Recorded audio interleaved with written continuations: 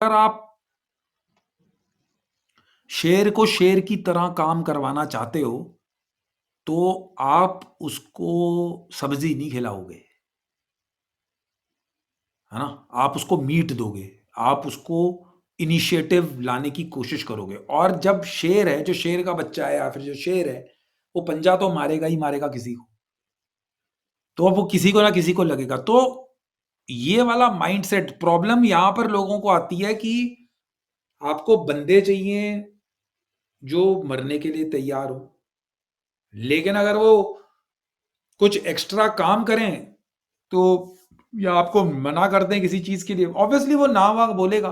उसमें थोड़ा जो बंदा ऐसे मरने को तैयार घूम रहा है, पहली बात तो आपको बंदे नहीं मिलेंगे जो मरने के लिए तैयार घूम रहे हैं। जब आपको वो मिलेंगे तो उसके अंदर कुछ ना तो कुछ चीज ऐसी होगी जो उसका दिमाग से थोड़ा हट। जैसे सर आपने कहा कि art of war, I think it is one of the oldest art, if not the oldest art. Art of war is it's actually one of the oldest arts. Sir, जब आपके करियर में आपने इतने सारे operations किए, interactions किए, तो कहीं पे आपका जो एक्सट्रीमिस्ट्स हैं इनके साथ कोई इंटरेक्शन कभी रहा, या आपको उनकी साइकी या उनकी थिंकिंग के बारे में क्या जानने को मिला sir? Because it's very extreme sometime. देखो, साइकी जो है ना मिलिटेंट की है, एक चीज की मैं मिलिटेंट का मैं जो उनका साइकी, एक चीज की मैं बहुत रिस्पेक्ट करता हूँ और वो है कि या तो वो पाकिस्तान से इंडिया में आ रहे हैं या फिर लोकल टेररिस्ट हैं, जो भी हैं, उनको मालूम है कि लाइफ ज्यादा नहीं है। इतनी फौज है, 4 लोग इन्फिल्ट्रेट करके आ रहे हैं, 5 लोग इन्फिल्ट्रेट करके आ रहे हैं, वो जो माइंड सेट है ना उनका, मैं बस उसकी दाद देता हूँ। ट्रेनिंग उनकी हमारे से ज्यादा कभी हो ही नहीं सकती। ट्रेनिंग में तो हम लोग बहुत अव्वल हैं। आर्मी यानी कि आप एक ट्रेंड सोल्जर हो। और दूसरा मैं देखता हूं कि फाइटिंग एबिलिटीज नॉर्मल है, लेकिन मैंने सरेंडर्ड मिलिटेंट्स और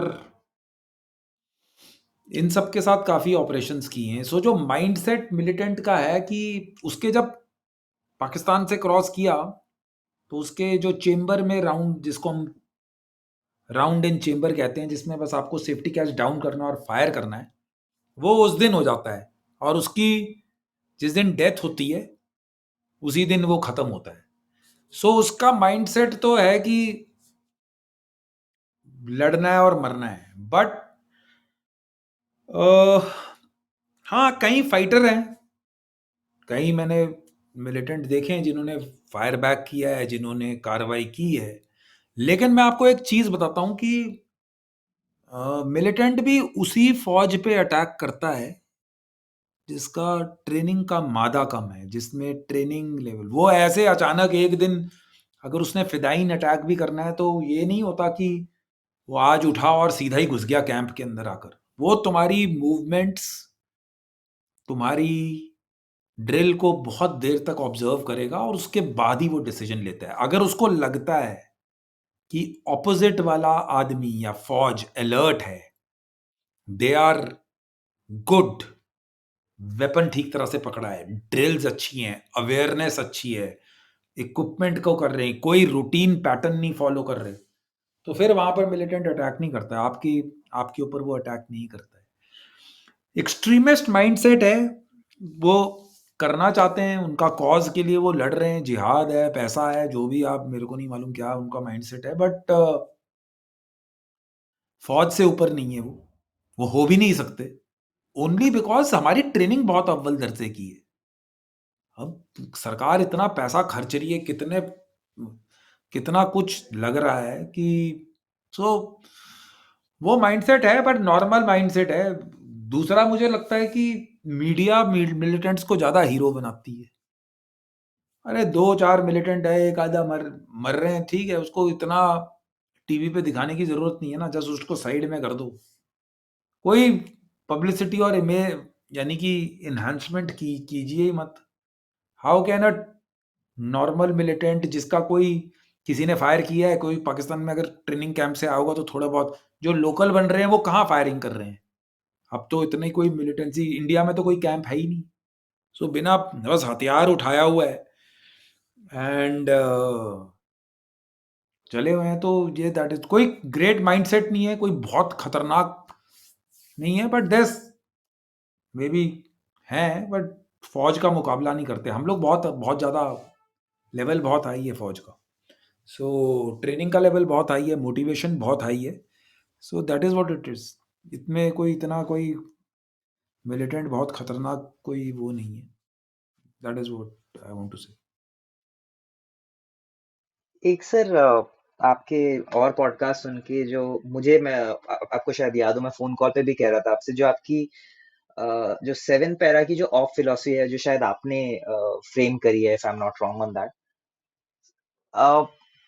एक Greek, as I told you कि सर मैं तो पढ़ता रहता हूँ थोड़ी बहुत चीजें, एक ग्रीक जर्नल था, मुझे उसका नाम प्रोनाउंस करना नहीं आता सही तरीके से, उसने I've written down the quote actually, शायद उसने क्या कहा था कि मतलब basically what he was trying to say was that you cannot separate a warrior and a thinker in a society, because if you do that then it can have negative consequences.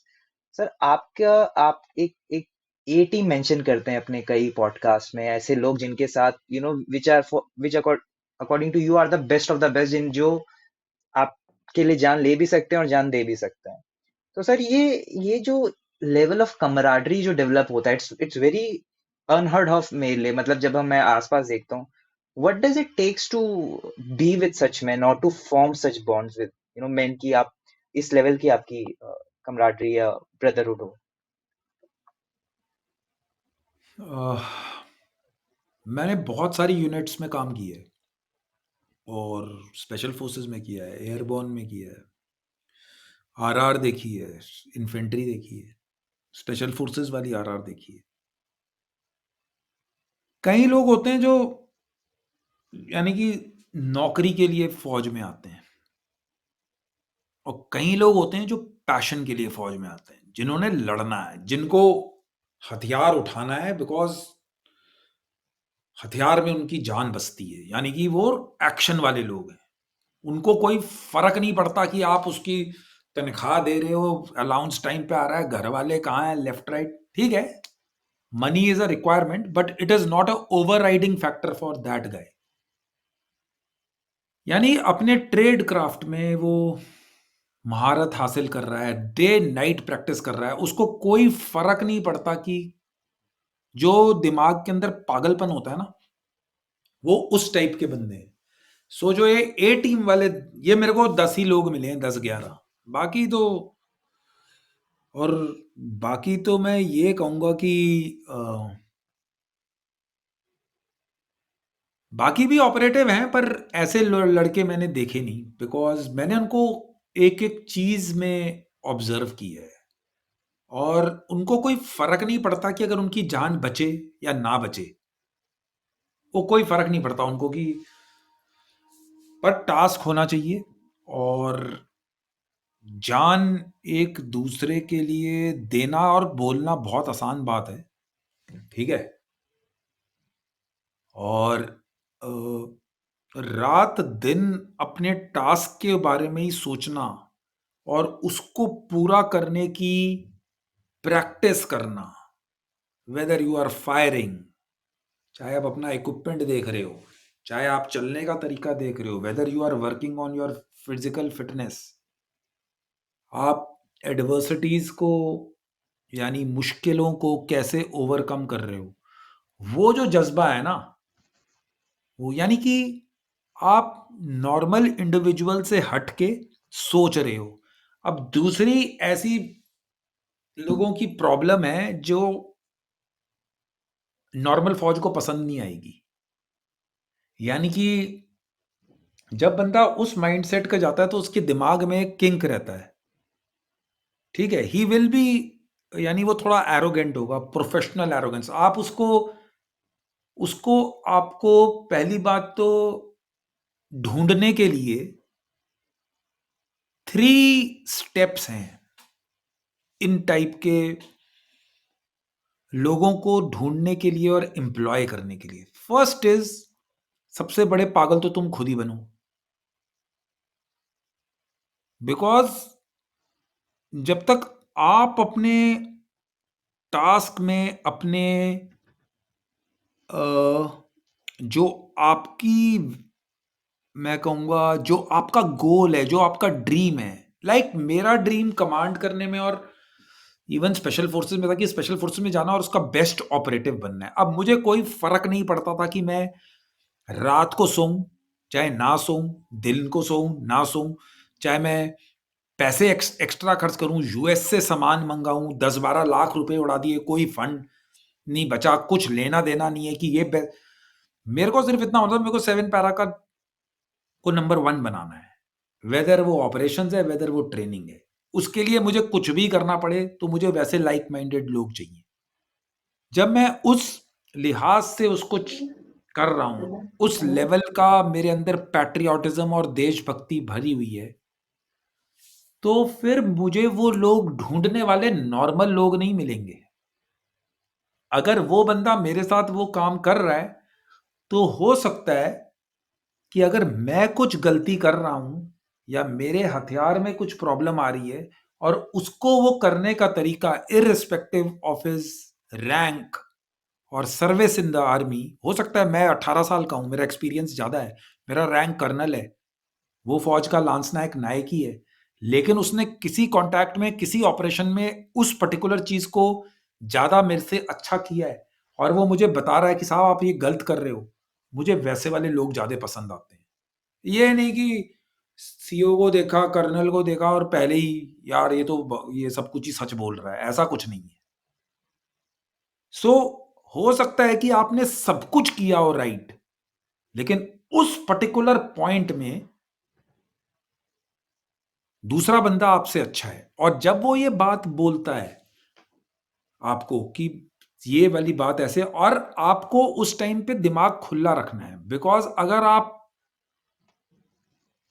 शेर को शेर की तरह काम करवाना चाहते हो, तो आप उसको सब्ज़ी नहीं खिलाओगे,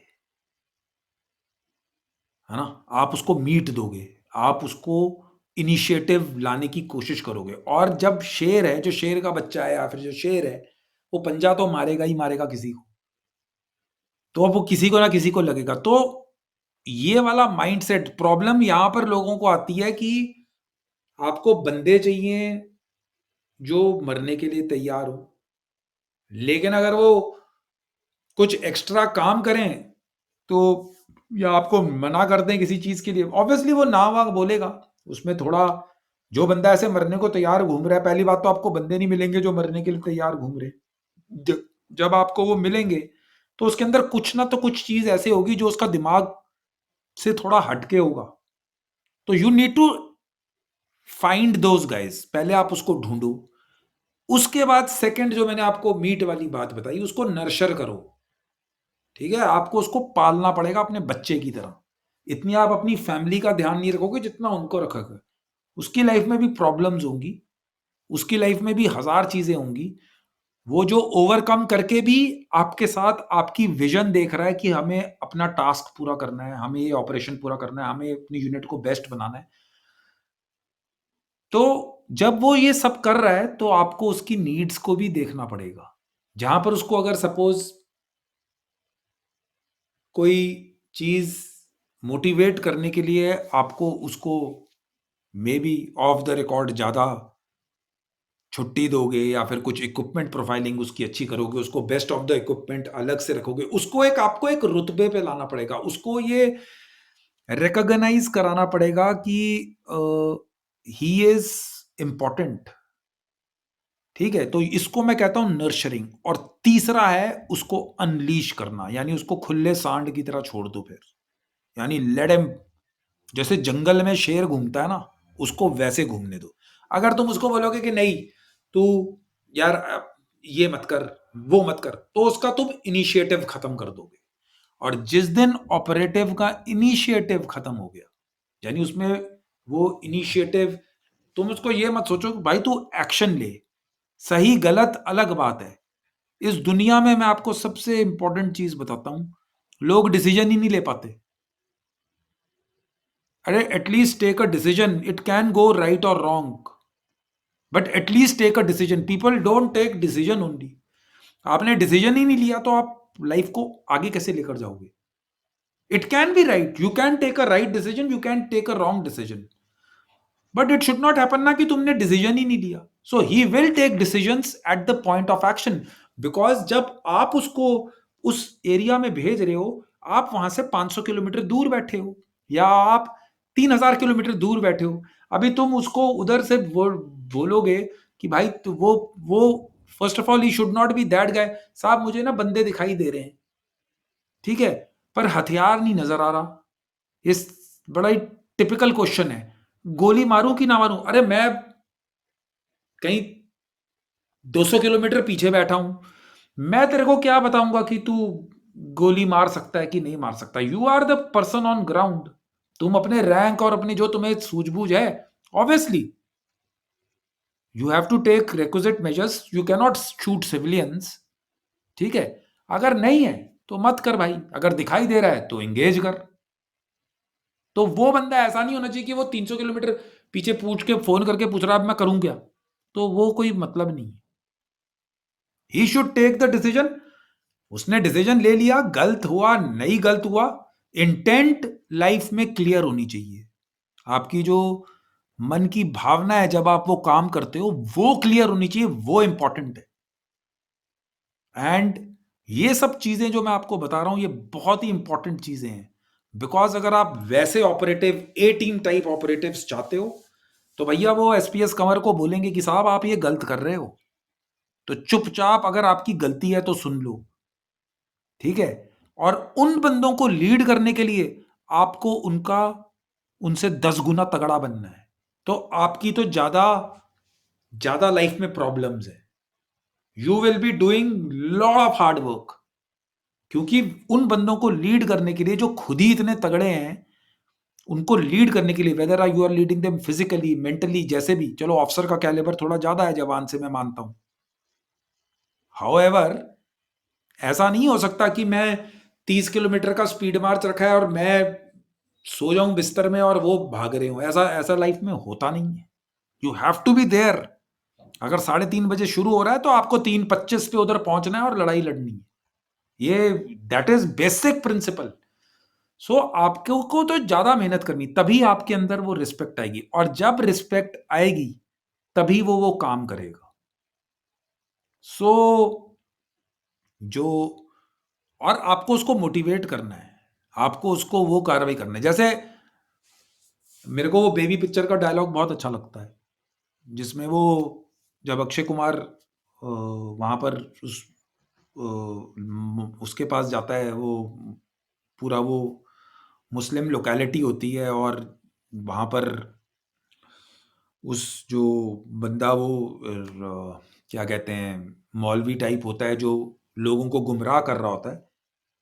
तो वो बोलता है कि मेरे रिलीजियस वाले कॉलम में मुसलमान लिखा हुआ है बोल्ड और कैपिटल में. तो अक्षय कुमार बोलता है कि मेरी भी बात सुन लो कि मैंने ये किया, तो हमारे रिलीजन वाले कॉलम में बोल्ड और कैपिटल में इंडियन लिखते हैं. So that kind of mindset, यानी कि towards patriotism, towards your team, towards your teammates, जिसको मैं I am giving you an example, but what I am trying to say is कि दैट काइंड ऑफ एटीट्यूड को ढूंढना, nurture करना और unleash करना, ये 3 फेजेस हैं. अगर आपने इन तीनों में से एक भी नहीं किया तो आपको ए टीम क्या, आपको जेड टीम भी नहीं मिलने वाली. ब्रावो चार्ली डेल्टा आप नीचे चले जाओ, कोई नहीं मिलने वाला आपको. आपको बिकॉज उस टाइप के लोगों में थोड़ा तो कुछ ना कुछ होगा. अगर वो इतना काम कर रहा है तो you have to take it, ठीक है. और that is what it is, and they will do the job. जो मरने मारने को तैयार वाली भावना है, वैसे ही लोग तो फिर they will make a difference. That is what, जब मैं कहता हूं कि it goes beyond the normal routine of work, वो उसके बियॉन्ड चला जाता है. And that is how you develop that camaraderie. आज भी फोन करूंगा, अभी भी उठा लेंगे फोन, यानी कि it is just a phone call away, कोई प्रॉब्लम नहीं है. और मैं ऑफिसर हूं, वो जवान है, एक दो ऑफिसर्स भी हैं उसमें, बट ऐसा नहीं है कि मेरे को कभी ना नहीं बोली है एज सीईओ, ना भी बोली है, मैंने सुनी है। अगर मुझे जो चीज़ ठीक लगी है वो मैंने इम्प्लीमेंट की है, जो मेरे को लगा कि नहीं at that point of time, because at the end of the day the final authority lies with me. But never it has happened कि हम लोग बिल्कुल ही अलग वेवलेंथ पे चल रहे हैं सारे, ऐसा नहीं हुआ। बिकॉज जनरली पीपल, वो ज़्यादा बंदे मिले ही नहीं जो पूरे मरने वाले, वो 8-10 ही लोग हैं, 10-12 है मैक्सिमम, इससे ज़्यादा नहीं है। So that is what I tell you कि finding those guys is a greater challenge. So but once you find them, तो वो आपका नॉर्थ है, वो आपका सपोर्ट है, वो आपका पिलर है, और they are the best people. Because majority of the time आप फैमिली के पास तो चलो फौज के निकलने के बाद फिर थोड़ा टाइम स्पेंड कर लोगे, और ज़्यादा टाइम तो आप उन्हीं के साथ स्पेंड कर रहे हो। So they are more important, and that is how you find. उसके बाद ट्रेन, नर्शर, और फिर उसको छोड़ दो, ठीक है, and then it will do wonders, that is what it is. मुझे जितना आपको सुन के या आप जैसे और लोग हैं उनको सुन के आपसे बात करके समझ में आ रहा है कि to do all of these things you have to be first very well be self aware. जब इंसान को खुद का पता नहीं है तो वो बाहर ये नहीं कर एक्सट्रीम चीजें सकता, तो बहुत दूर की कुछ कर ही नहीं सकता। कर ही नहीं क्योंकि सकता।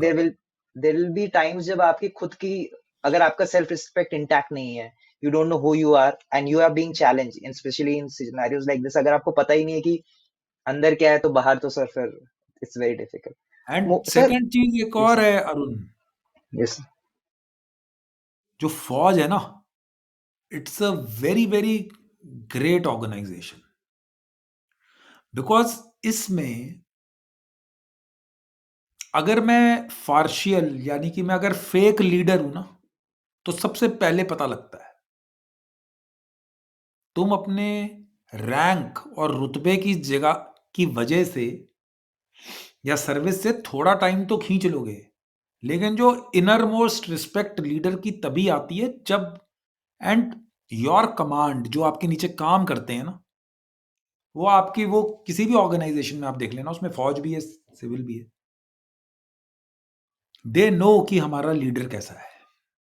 If the command does not know, यानी जो काम करने वाले ये नहीं जानते कि हमारा सीईओ या फिर लीडर कैसा है, और लीडर ये नहीं जानता मेरी कमांड कैसी है, तो there is a big disconnect.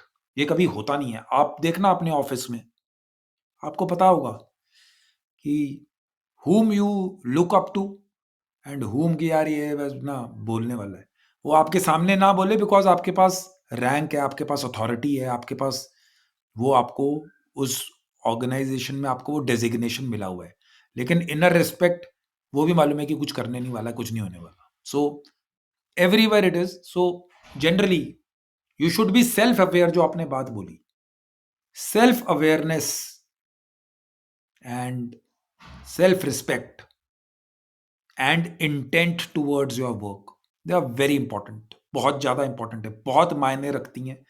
ये तीनों चीज़ें बहुत मायने रखती हैं। एनीथिंग इन तीनों में थोड़ा भी नीचे पीछे हुआ, and the next thing is self discipline, because without discipline you can't do anything. If I have to run 30 kilometres, I can not be smoking and drinking. वो ठीक है, यंगस्टर में हम भी सिगरेटें पीते थे, तब बॉडी सस्टेन करती थी। इफ यू आस्क मी कि do I smoke and drink, I don't, because I have to run 30 kilometers in the morning at 4 o'clock, at 5 o'clock, at 6 o'clock. I have to sleep early. My body needs rest. I am approaching 46 years of age. If I smoke, if I drink, it doesn't. So, discipline also is a very, very important factor in this whole plan of doing things to a different level. If you want to be the best, आपको best बनना है, तो discipline एक चीज है, वो that is very important, you need to. अगर आपने यूपीएससी का पेपर क्लियर करना है तो आपको 12-14 घंटे हर रोज पढ़ने ही पढ़ने हैं, 2 साल 3 साल पढ़ते रहोगे आप। You have to be you have to be at it. So ये नहीं हो सकता कि 2 घंटे पढ़े फिर 4 घंटे नहीं। Discipline is also very important, that is also one point which is हमारी कॉन्वर्सेशन में ये रह रहा था। So discipline is one point where I lay lot of emphasis on. Sir जब मैं आपकी बात सुनता हूँ या इनफैक्ट मेरे फादर की जनरेशन की, मैं what I am going to say may not be very politically correct but still it's for me important to ask. जब मैं उनकी जनरेशन की बात सुनता था या उनकी कहानियां सुनता था या फादर या उनके फ्रेंड्स के या जो भी देखता था, I found that they knew how to live और मतलब how to face challenges in a different manner। मैं एक बड़े अच्छा कोट पढ़ रहा था सर कि one's life is defined by the challenges he faces or overcomes rather than overcome he faces। overcome करना ना करना is a different thing but to face it is a first step towards it। Sir मुझे, जब मैं उनको उनकी बात सुनता हूँ या अभी भी जो बच्चे हैं जो उनको देखता हूँ, और जब मैं हम मेरी जनरेशन है, मेरे जैसे लोग हैं, मैं अपनी स्पेसिफिक बात करता हूँ, तो मैं देखता हूँ कि हमारे जो चैलेंजेस हैं मतलब, और जो उनके चैलेंजेस है ऑब्वियसली अलग है, हर जनरेशन के चैलेंजेस अलग है, बट जो इंटेंसिटी है चैलेंजेस को फेस करने की, वो मुझे लगता है कहीं ना कहीं बदल गई है। कई लोग कहते हैं कि maybe we are a Maggi generation, कई लोग कहते हैं we are a snowflake generation. Do you feel कि मतलब the kind of challenges that were there earlier या जो अभी हैं, and what do you feel of like मेरे जैसे लोग, मैं अपनी ही बात करता हूँ, is there something you would like to share on that? जी, मैं आपको एक चीज़ बताता हूँ। जैसे मैं शॉर्ट सर्विस 73 कोर्स का हूँ। आप एसएस 33 जो 33rd कोर्स होगा मेरे से 20 साल पहले जो पास आउट होगा, उससे पूछना कि भाई तेरे टाइम में ट्रेनिंग कैसी थी? तो बोलेगा बहुत, बहुत ही ज़्यादा टफ थी यार। बिल्कुल, यानी एकेडमी की ट्रेनिंग, ऑफिसर्स ट्रेनिंग एकेडमी, बहुत टफ थी। फिर तुम पूछना मेरे वाले कोर्स से कि क्या ट्रेनिंग थी? वो बहुत ज़्यादा टफ थी, बहुत ही ज़्यादा टफ थी।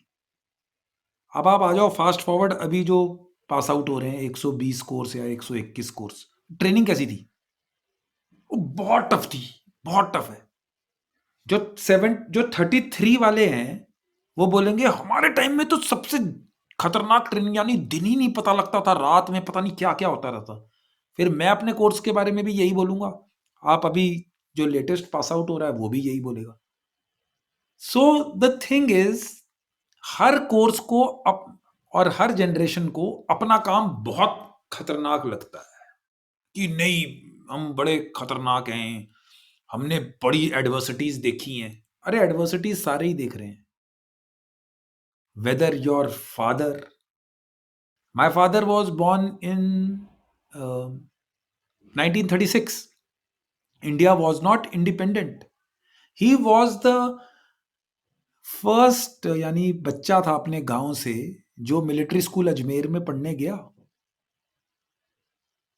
ठीक है, although we were from the families of landlord थे हमारे, मेरे फोर फादर्स, तो वो मिलिट्री स्कूल अजमेर में गए पढ़ने। वहां से आकर वो आर्मी में ऑफिसर पहला बंदा बना गांव से। ठीक है, उनके बाद और बने होंगे। सो मैं जो आपको चीज बता रहा हूं कि every generation has got a problem. It is not that कि your generation is Maggi generation और my generation is chocolate generation और my father's generation was iron man. ऐसा कुछ नहीं है। The only thing is, I my father used to go on foot to the school. I used to go on cycle to the school. My son goes in car in the school. You understanding? अभी बोलना कि ये वाली generation ने कुछ नहीं किया, आई don't believe that. This generation is a tremendous generation, यानी कि बहुत ही अच्छी जनरेशन है। डोंट कंपेयर कि जिस टाइम में पंखे नहीं चलते थे कि एसी क्यों है। अब भाई एसी अवेलेबल है, ह्यूमन बीइंग्स हैव प्रोग्रेस्ड, वो कर लिया है। बोला नहीं, पेशेंस नहीं है इस जनरेशन में। अरे तो सारे वर्ल्ड रिकॉर्ड तो गेमों के अभी टूट रहे हैं। Why are those things way? Because अब जो टेक्नोलॉजिकल, आपके ग्रैंडफादर के टाइम में तो कार ही नहीं होती थी, अभी आपके पास ही कार है, सबके पास कार है।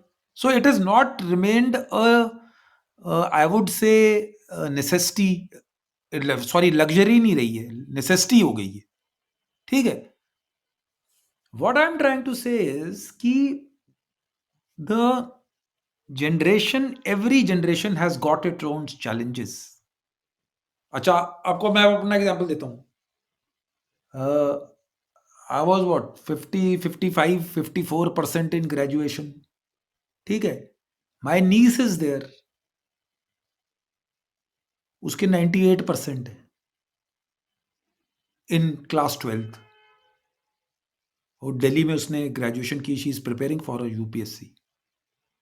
विद माय परसेंटेज मुझे तो 500 किलोमीटर के दायरे में भी नहीं घुसने देते दिल्ली के, और मैं देखो क्लास 1 ऑफिसर बन के बैठा हूं। You understanding? Competition level has gone up, there are many more challenges. ये हमारे टाइम में ओटीटी क्या नॉर्मल वो दूरदर्शन का टीवी, रिमोट वाला टीवी आया था जब मैं छोटा, पहला टीवी मेरे फादर ने कलर्ड लिया था। It was a bloody big thing. आजकल की generation people are watching OTT, कितनी चीजें। My sons are so into technology, they know everything। वो generation, it is not their fault, they are been, वो तो उनके साथ उनको वो चीजें मिल रही हैं। So all generation are equally good and equally fighters are there. ये बोलना कि पुराने तगड़े थे और नीचे, इट इज लाइक वो मैं जो कोर्स कंपेयर कर रहा था, ठीक है। मैं तुम मेरे से 25 साल पहले वाला बहुत हार्ड ट्रेनिंग थी, मेरे से पूछ लो, अरे यार तुमने तो कुछ भी नहीं करते, हम ही करते थे सब कुछ। आज वाले को पूछोगे वो भी यही बोले। वो और आप 20 साल आगे जाओगे, बोलोगे हमारे टाइम में बहुत ट्रेनिंग तेज चलती थी। तो it is like that. So this generation is very good. I have, यानी फौज में तो मैं इतना सिविल से इंटरेक्शन नहीं था, लेकिन नाउ तो it is nearly year and a half I have left. I have been to London, I have been to Europe, I was, यानी मैं घुमा फिरा काफी। और अब तो मैं on a daily basis civilians से मिलता हूँ, young generation, where my office is there, वहां पर सारे यंगस्टर ही काम करते हैं। सो the kind, and they are from small towns, people coming from small towns. Look at the girls and women on that part, staying alone, working. It is awesome. Can you imagine your mother's time? और आपके mother तो चलो फिर भी काम करते होगी, मेरी mother, she was a graduate, that was a big thing in 1964 65। it was a big thing to be a graduate, yaar. So Mhm. times have changed, challenges have changed। saying that कि ये generation कमजोर है, वो generation fighter थी, आई don't believe in this prophecy. ऐसा मैं मानता नहीं हूँ। सारों के अपने चैलेंजेस हैं, and this generation is doing exceedingly well. अच्छे लोग हैं, you need to give them a chance, ठीक है। अभी ठीक है, उनके पास भाई एडवेंट है। मैं गया, हम लोग डिप्लॉयड थे कहीं ऊपर पहाड़ों में, तो वहां पर पहले जो जेसीओज होते थे, वो कोई ना मोबाइल था, यानी पानी भी लेने जा रहे हैं पहाड़ पे तो 3 किलोमीटर नीचे फिर बाल्टी उठाकर एक ऊपर आ रही है, तो उसकी फिजिकल फिटनेस अपने आप ही ज्यादा होगी। अभी वहां पर वाटर बाउजर आ गए हैं, और बच्चे ऑब्वियसली फिजिकल फिटनेस में थोड़े कम इसलिए हैं क्योंकि मेरे टाइम में टीवी वीवी होता ही नहीं था। मेरे को खेल, मेरे लिए ऑप्शन ही क्रिकेट खेलना था, समझ रहे हो? या गेम्स खेलना है, फुटबॉल खेलना है, हॉकी खेलना है, बास्केटबॉल खेलना है। अभी मेरे my sons play video game, और वो उनको वो वैसा माइंड अभी भी लोग करते हैं, बाहर दौड़ते भागते, ठीक है, खेलने में ठीक है, they go to play football. But I am telling you कि these are lifestyle changes which are happening. So this concept, people are, वो उतने ही एंटरप्राइजिंग थे, अब तो बल्कि ज्यादा होंगे मेरे को लगता है। But then I don't believe कि अभी वाली जनरेशन में कुछ कमी है या फिर कोई, but they are doing a good job, and that is how life, this is what progression in life is, this is how evolution happens, this is how life progresses ahead। अगर मेरे grandfather भी पैदल चल रहे हैं और मेरे सन भी पैदल ही चल रहे हैं, तो फिर प्रोग्रेस कहाँ है? एवरीबडी इज वॉकिंग ओनली, तो फिर प्रोग्रेस कहाँ की है इंसान में? This is a wrong notion. Present generation is very competitive, very good, I really admire them, ठीक है, ठीक है। नॉट सबके, जिसका जो ड्रीम है वो फॉलो कर रहा है, and they are much more, यानी कि मच मोर अपकमिंग।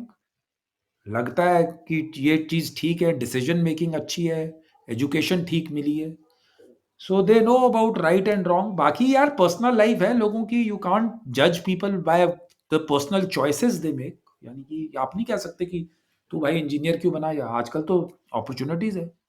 मैं अब I don't tell my sons to become army officer, although I am the fourth generation, but मैं नहीं बोलता उनको।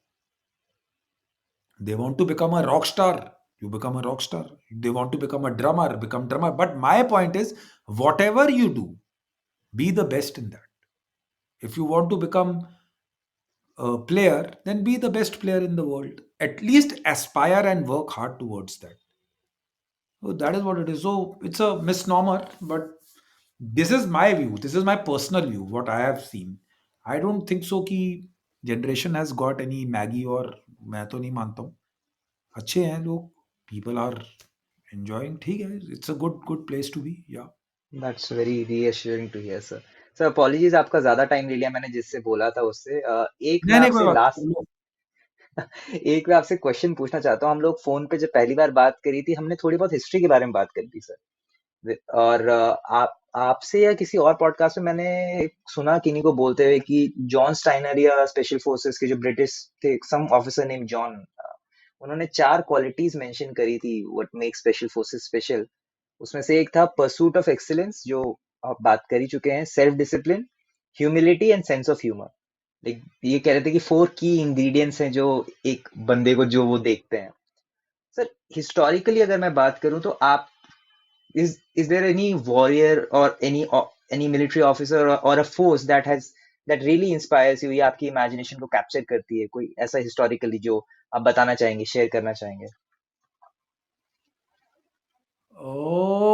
Earliest time historically, I would say I am a avid follower of and the learnings from World War II. Yes, sir. I read, I I have started reading now.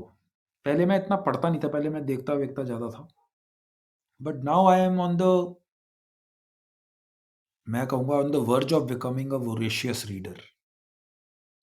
यानी कि पहले मैं तो reader था ही नहीं, फिर थोड़ा एवरेज हुआ।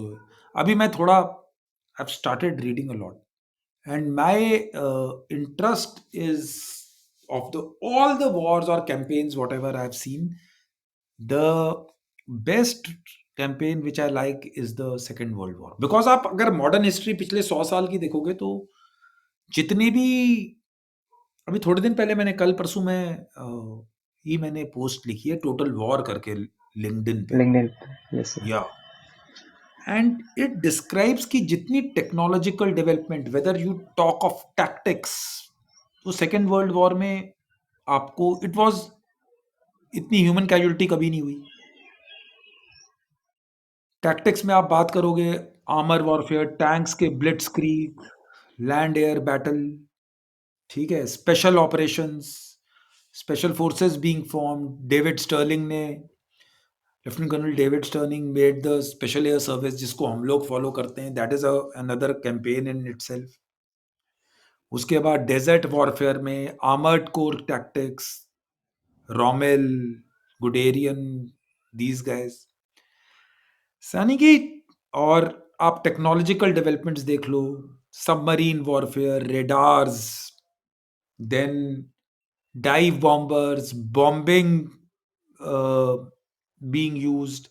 सो यहाँ तक कि जितनी भी वर्ल्ड की एकेडमीज हैं जो बेसिक इन्फेंट्री टैक्टिक्स हैं, उसको भी वर्ल्ड वॉर टू से ही लिया हुआ है। लाइक वेस्ट पॉइंट में जब नॉर्मैंडी लैंडिंग्स हुई, जो clearing of LMG light machine gun का जो बंकर है, it was practice in 1944।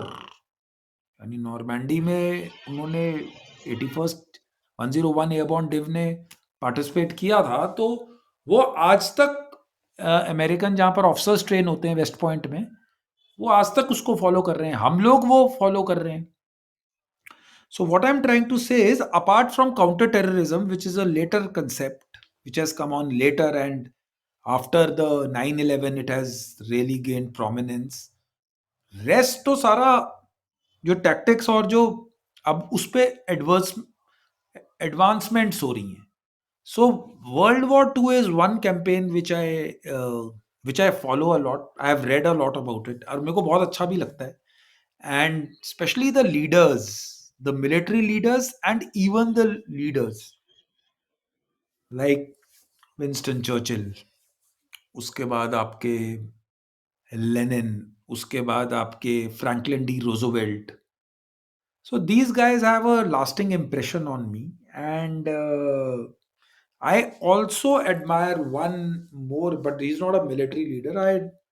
I have read maybe very little about him. Is अपने शहीद भगत सिंह का मैं बहुत बड़ा fan हूँ. Not because of anything else. I am a religious guy. He was never a religious guy. But the way that person जो उन्होंने अपनी मेंटल फैकल्टीज को डेवलप किया for the cause, and I was never aware कि apart from sacrificing himself and attaining martyrdom at the age of 23 years, he was a very, very well read man. Very well read man. So, uh, his concept is a book, Why I Am an Atheist. एक उनके letters हैं jail में जब वो Lahore conspiracy case के बाद when he was awaiting his trial, तो उन्होंने काफी सारे लेटर्स लिखे थे. So it's a very short book, but I'm really impressed by the mindset which he lives by. So he says that अगर आपको अपने गोल्स को अचीव करना है, आपको कॉज को अचीव करना है, first of all the cause has to be very high, and then you have to work hard towards it, and you have to break the norm. यानी जो लोग सोचते आ रहे हैं, अगर आप वही सोच के चलते रहोगे तो फिर आपको you will not find greatness. You will not be the guy who will go above the what do you call your cause, and that is what the essence of life is. Till the time you don't prove yourself again, आप पहले basic पढ़ लो. ठीक है, अब जैसे हम बोलते हैं कि आप पहले नॉर्मल काम कर लो, अपनी एजुकेशन ले लो, काउंटर व्यू तो आप उसके बाद में डालोगे ना कि क्या गलत हो सकता है. पहले तो टेररिज्म है, काउंटर टेररिज्म तो तब आएगा जब आप टेररिज्म के बारे में पूरा जान लेंगे, तभी आप काउंटर टेररिस्ट एक्सपर्ट बनेंगे या फिर जो भी है. So my point is, world war two में ये जितने मैंने लीडर्स के नाम लिए, generals, Rommel, even for that matter Adolf Hitler is not very publicly acknowledged, but then जो माइंडसेट है वो ठीक है. And his propaganda ministry, Goebbels, Goebbels, yeah. atrocities on Jews is one other thing which is happening. Oh, okay, that is wrong. That is wrong. But to make a nation believe कि you have the best race in the world is altogether a different thing. Mhm. Battle of Britain, you are almost lost. Winston Churchill giving that speech. So there have been great, great leaders and military leaders. Rommel with his few tanks just going across and fighting in the North African campaign. Had he got all the resources and had Op Barbarossa not been launched in Russia, Axis would have won the war. So, and then Battle of Stalingrad, यानी कि वो battle तो अलग ही है.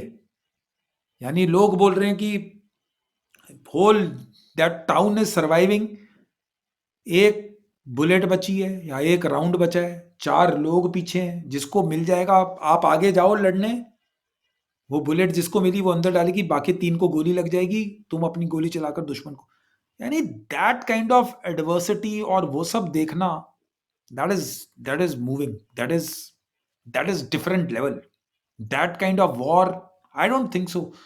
Maybe mythological wars, or maybe पहले कभी Greek culture vulture में कुछ हुआ होगा, तो अकेलीज के टाइम पे ट्रॉय वो ठीक है. But then these guys were, this war is one of the, I would say it's called the great war is world war one, and it was totally different than World War One. World War One resulted in total impasse of troops, यानी वो रुकी गए, trench warfare में ही सब खत्म हो गया. However, World War II was totally change in tactics. So yeah, World War II and the leaders and the military leaders, मेरे को वो अच्छा, I enjoy a lot. That is what it is. हाँ sir, I mean world war two is also something that's very exciting for me to read. एक तो sir उसका scale of destruction तो वो तो पढ़ के लगता है कि Unprecedented है। अनप्रेसिडेंटेड है। जिस तरीके की एट्रोसिटीज कमिट हुई है that is obviously there, but ये जो कैरेक्टर्स हैं, ये जो लीडर्स हैं, ये जो स्ट्रेटेजीज हुई हैं, फॉर एग्जांपल मैं उस दिन आपको कह रहा था हरमन गोरिंग, जो हाँ, नाजी एयरफोर्स के हेड थे, ये सिर्फ लुफ्टवाफ आई थिंक, या तो Luftwaffe, yeah. या वर्ल्ड वॉर वन में उन्होंने, ये मैंने हिस्ट्री टीवी की He किसी was a डॉक्यूमेंट्री fighter में देखा pilot. था। In या ही World was a War One, fighter he was a pilot. decorated fighter pilot. Then he went into drugs. या Thereafter, he again started. Then this guy called him, and he was made the chief. And believe you me, had he been whatever said and done, जो Luftwaffe था, but अगर वो battle of Britain में they would have radar system को समझ जाते तो they would have one the war. Britain तो दे वुड हैव फिनिश्ड, वो तो लड़ाई खत्म हो जाती वहां पर। Even Winston Churchill, even though Indian context में देखा जाए तो इज नॉट वेल हाँ, तो अप्रिशिएटेड हाँ, for he was whatever never he done. Against, यानी he was always, if you look at that context, तो वो he didn't want India to get independence. He was very much, yeah हाँ। But if you look him as a statesman, as a leader, वो हम we are seeing it from that angle. तो he is a वो statesman, fight he on is the a beaches great. वाली जो उनकी speech है। Land on the beaches, we'll fight the dudes on the beaches, on the landing grounds, and yeah, yeah. Battle of Dunkirk. Yani, it is yes beautiful. It is that campaign is that total 6 years is totally amazing warfare. Yes. Yeah, very very great. And sir thank you very much, आपने इतना कुछ share किया, and you know going जो आपने time था उससे ज्यादा भी गए, and you shared so much of your insight and knowledge, like at a personal level I feel very happy about it कि I had this conversation with you, and you know I really feel good about it, sir. Yeah. Thanks a lot for inviting me over, and may all the viewers, आप जो भी आपके dreams हैं, they all get fulfilled, and never give up. If there is one thing not happening, go all out for it. It will happen, but keep on trying and knocking at the door. That is what it is. And all the best to you, to your channel. May you grow, and Thank you, may sir. you bring quality content to the viewers, which is very important. And that is how I want to see it. Yeah, and thanks a lot for inviting me over. Thank you.